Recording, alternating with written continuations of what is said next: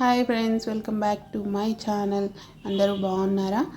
So ఇవాళ మన ఛానల్లో వచ్చేసి మంచి టేస్టీ ఫ్రై రెసిపీ అయితే చేస్తున్నాను. సింపుల్గా అయిపోతుంది. సో బెండకాయ ఫ్రై అన్నమాట. ఎప్పుడు ఒకే రకంగా చేసుకొని తినకుండా ఇలా కూడా ట్రై చేయండి, చాలా బాగుంటుంది. సో ఇష్టం లేని పిల్లలు కూడా తినేస్తారన్నమాట. ఈవినింగ్ స్నాక్గా కూడా పెట్టేసేయచ్చు దీన్ని. అలాగే పప్పు చారులోకి కానీ, రసంలోకి కానీ, ఎందులోకైనా సైడ్ డిష్గా చాలా బాగుంటుందన్నమాట. సో ఇంకెందుకండి ఆలస్యము, ప్రాసెస్లోకి అయితే వెళ్ళిపోదాము. ఈ బెండి ఫ్రైకి అయితే ఫస్ట్ వచ్చేసి మంచి బెండకాయలు అయితే తీసుకోవాలన్నమాట. ముదురువి కాకుండా ఇలా కొంచెం లేతగా ఉండేలా చూసుకోవాలి. వీటిని అయితే బాగా వాష్ చేసుకొని కొంచెం ఆరబెట్టుకోవాలండి, వాటర్ అనేవి లేకుండా. సో వీటిని అయితే మంచిగా కట్ చేసుకోవాలి. ఇప్పుడు ఫ్రైకి ఎలా కావాలో అలా కట్ చేసుకోవాలన్నమాట.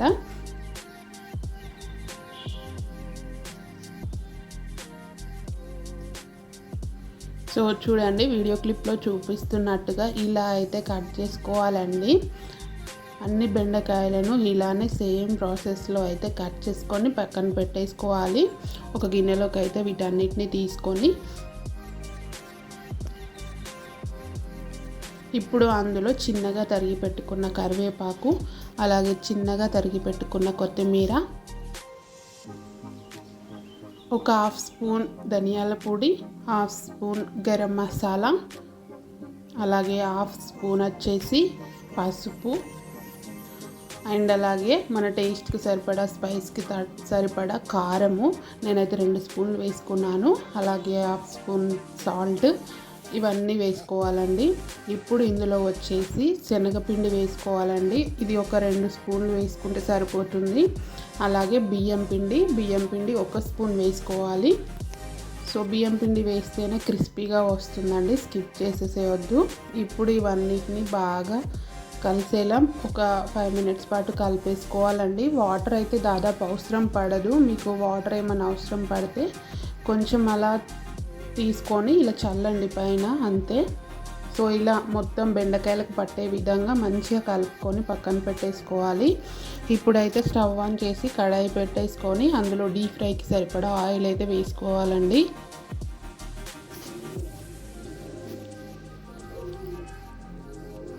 సో ఆయిల్ అనేది హీట్ అయిన తర్వాత ఇప్పుడు మనం కలిపి పెట్టేసుకున్న బెండకాయ ముక్కలను అయితే ఇందులో పకోడీలాగా వేసుకోవాలన్నమాట.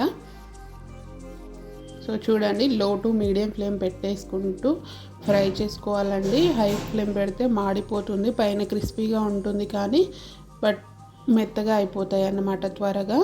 సో లో టు మీడియం ఫ్లేమ్ పెట్టేసుకుంటూ మంచి క్రిస్పీగా అయ్యేంత వరకు అయితే ఫ్రై చేసుకోవాలండి.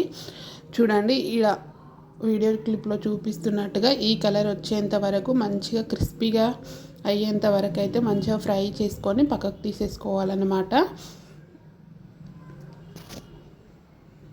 ఇలాగే సేమ్ ప్రాసెస్లో మొత్తం బెండకాయ ముక్కలన్నిటిని మంచిగా ఫ్రై చేసుకోవాలండి. అంతే, సింపుల్గా టేస్టీగా ఉండే బెండకాయ ఫ్రై అయితే రెడీ అయిపోతుందండి. చాలా టేస్టీగా ఉంటుంది. సో పకోడీలానే ఉంటుందన్నమాట. బెండకాయ అని ఎవరు గుర్తుపట్టారో అంత టేస్టీగా ఉంటుందన్నమాట. సో పిల్లలకి ఈవినింగ్ స్నాక్గా పెట్టేస్తే చక్కగా తినేస్తారు. అలాగే మనకు సైడ్ డిష్గా కూడా చాలా బాగుంటుంది. సో అంతే, బెండకాయ ఫ్రై అయితే రెడీ అయిపోయిందండి. హై ఫ్లేమ్ పెట్టి కాల్చకూడదు, ఇలా మంచిగా మీడియం ఫ్లేమ్ పెట్టేసుకుంటే చూడండి ఇలా విరిచేస్తే క్రిస్పీగా వస్తాయి.